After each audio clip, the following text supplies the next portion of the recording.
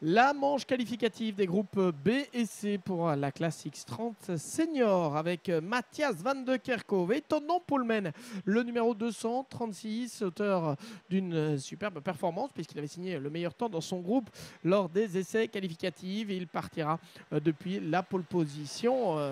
Matthias van de Kerkhove, pilote de l'équipe RSD Karting devant Michael Kuiper, le numéro 284, le pilote néerlandais de l'équipe Falcon qui sera donc à ses côtés. Derrière, on aura le luxembourgeois numéro 279, Raphaël Perra, et le néerlandais Enki Kalteren, le numéro 267. Aaron Ferrazzano, le champion de l'an dernier dans la catégorie junior, et 5e, 6e place pour le 291. Hamza Al-Fayez, autre pilote rookie. Et puis on a encore derrière Pirovano et Glum, Al-Azari et Merscout pour faire le top 10 de kwalificatie reeks voor de groepen B en C in de klas X30 senior. Dit is dus de tweede kwalificatie reeks, maar natuurlijk de eerste voor deze piloten met Matthias van de Kerkhove als Poulmen, Wesley en andere extra formation lap. Extra formation lap.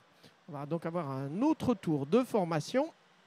Ouais, ça a touché avec des pilotes qui n'avaient pas bien compris manifestement qu'on repartait pour un tour. Alors si ça n'a pas touché, c'est l'impression que ça a donné en tout cas.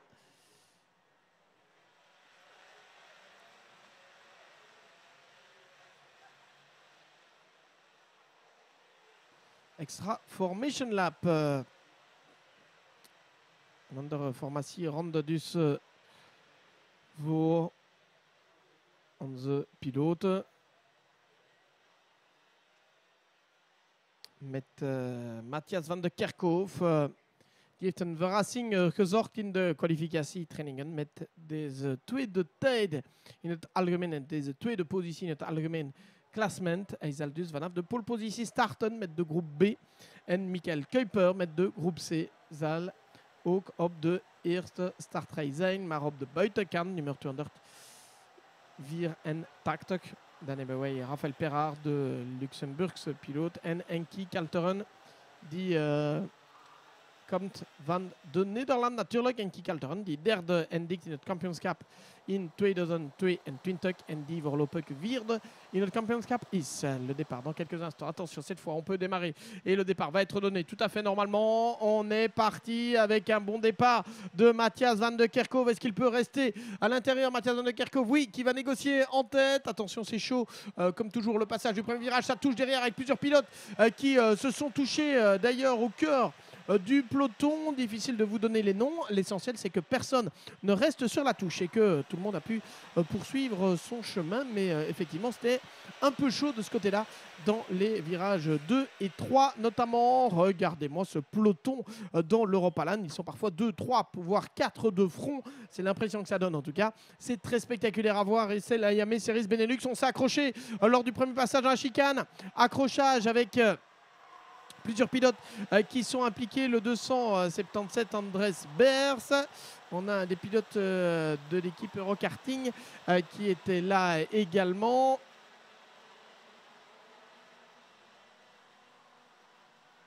Et je me demande si c'était pas Florent Didra. Oui, Florent Dirda qui s'est accroché là-bas. Effectivement.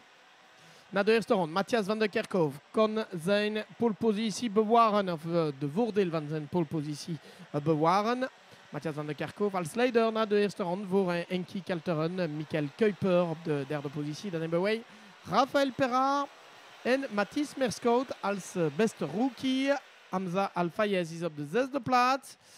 Het was niet een zo goede start voor Aaron Ferrazzano die op de 10e positie Terrugue Valonis. Et parmi ceux qui ont perdu des plumes en ce début de course, on a notamment Aaron Ferrazzano, le champion junior de l'an dernier, retombé à 10e alors qu'il s'est lancé depuis la 5e position sur la grille de départ.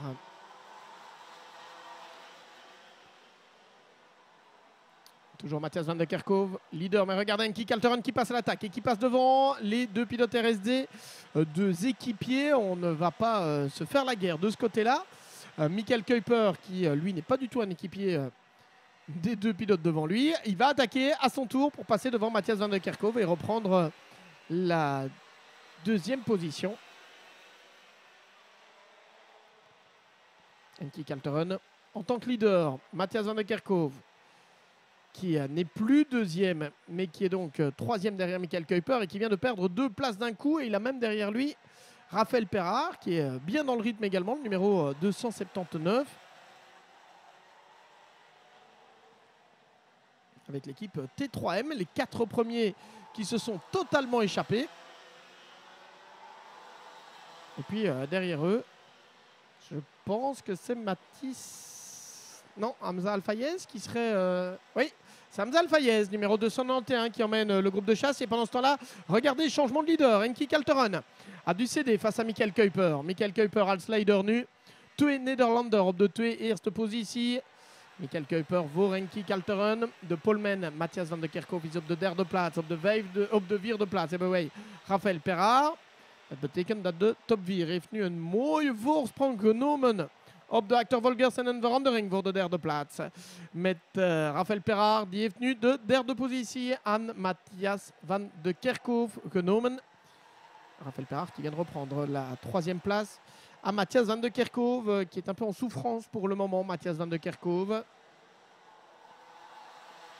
Même s'il doit essayer de s'accrocher évidemment dans ce groupe de tête. Et puis derrière, c'est Hamza Al-Fayez en tant que meilleur rookie qui emmène ce groupe de chasse avec Mathis Merskout, avec Lorit Sachs tout d'abord et puis Mathis Merskout. Michael Kuiper en Enki Kalteren op de twee eerste positie.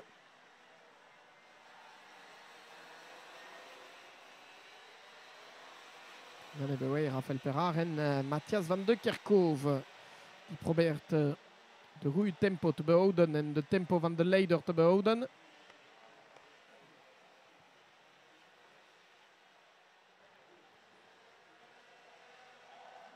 Maar dat is inderdaad een echt hoge tempo.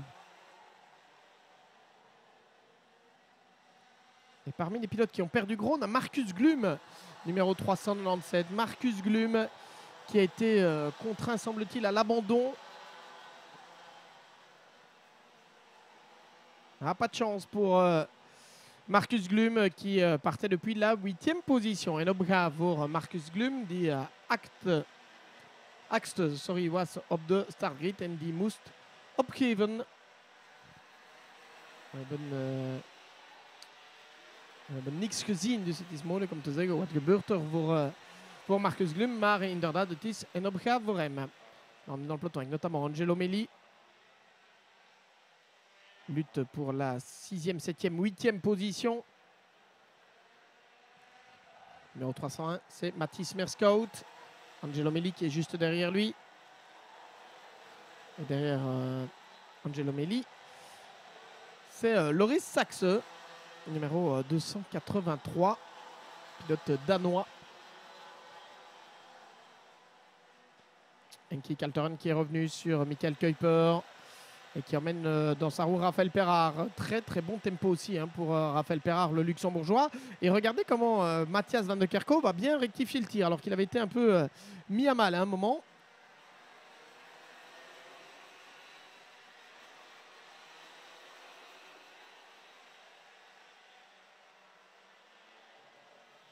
Michael Kuiper, Enki Kalteren à l'attaque derrière.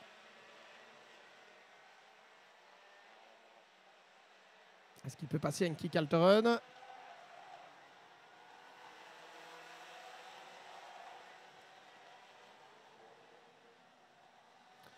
Il reste 3 minutes 30 plus un tour. Enki Kalteren qui regarde derrière lui ce qui se passe notamment avec Raphaël Perard.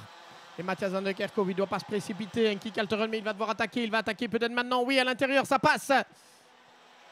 Ça passe et ça passe sans aucun problème pour Enki Kalteren. Superbe manœuvre là-bas au premier virage.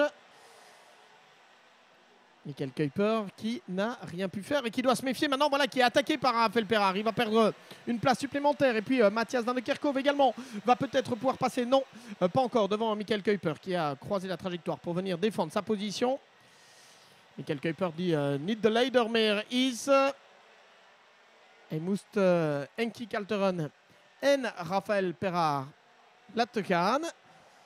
Dus derde positie nu voor Michael Kuiper. Matthias Van de Kerkhove is achter hem Benoît de Zelf de top 4 op de 5e positie Hamza Al-Fayez is bij zonder snel. Aron Ferrazzano is bij zonder snel. Is de snelste ronde voor Aron Ferrazzano. Meilleur tour en course pour Aron Ferrazzano lors du passage précédent, mais il est toujours en 10e position pour l'instant. Bloqué après son mauvais départ. Il ne parvient pas vraiment à remonter pour le moment. Michael Kuiper qui est vraiment en difficulté lui face à Matthias Van de Kerkhove qui va pouvoir dépasser à un moment ou l'autre. Michael Kuiper qui dit ouais, on doit aller vers l'avant, mais tout de même.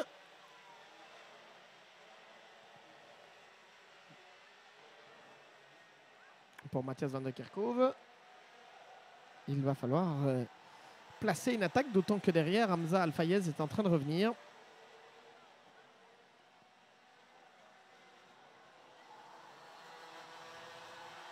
Il est pratiquement en contact, hein, Hamza Al-Fayez. Et puis à la 6e position, Angelo Melli, qui réalise une bien belle manche également. Et ça ne passe toujours pas pour Matthias Van de Kerkhove. On reste, voilà, il attaque maintenant et ça va passer. Ah, et c'est fait. Et c'est bien fait de la part de Matthias Van de Kerkhove qui reprend donc la tête à l'instant. Non, pas la tête, pardon, mais la 3e place. La tête, elle est évidemment pour Henki Kalteren. Et Raphaël Perard toujours à la 2e position.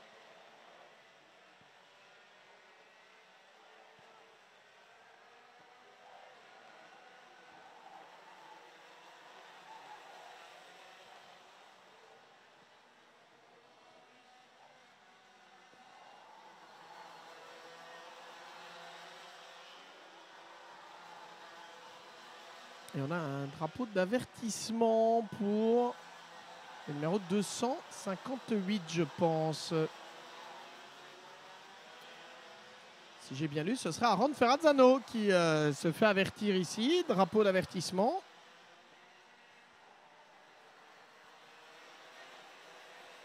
Et il est tombé 21e, Aron Ferrazzano. Il est tombé 21e lors du tour précédent. On vient de perdre 2 fois de suite beaucoup de temps pour Aron Ferrazzano, qui avait pourtant signé le meilleur tour en course dans cette manche qualificative des groupes B et C, mais qui est retombé à la 21e position, le champion junior 2022. Ah, ça ne va pas faire ses affaires, évidemment. On va rentrer dans le dernier tour maintenant. Laatste ronde voor Henki Kalteren en Raphaël Perard. Henki Kalteren, de Nederlander, die heeft een voorsprong van een halve seconde op Raphaël Perard, die uit Luxemburg komt. Dan op de 3e positie Matthias Van de Kerkhove. En een verandering voor de 4e plaats met Hamza Al-Fayez, die nu voor Michael Kuiper is voor de 4e positie. Changement pour la 4e position avec Hamza Al-Fayez qui est repassé là devant Michael Kuiper. Angelo Melli qui est 6e et qui emmène le groupe de chasse avec Lauritz Sachs, le Danois Mathis Merskout, Andrea Pirovano et Adam Alazari.